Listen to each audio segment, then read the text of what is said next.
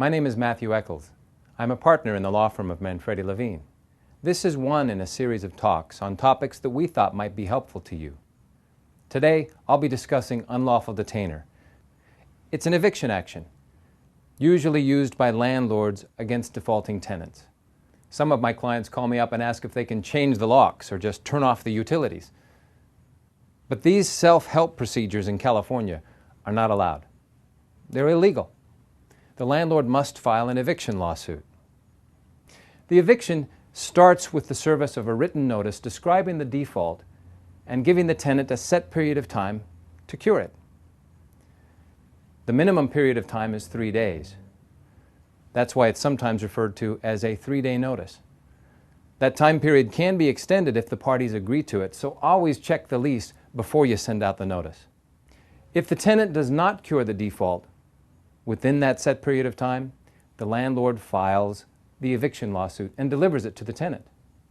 The tenant has 5 days to file a response in the court. Sometimes this period can be extended depending on how you serve the lawsuit. If the tenant files an answer in the unlawful detainer lawsuit, the court will set a trial date within about 20 to 30 days after the landlord asks for it. At the trial, the landlord proves the default and receives an order from the court granting possession of the property back to the landlord. This order is then enforced by the sheriff who conducts a lockout. The sheriff shows up at the property after serving a little notice of his own, enters the house, ushers all of the people out, and then allows the landlord to change the locks.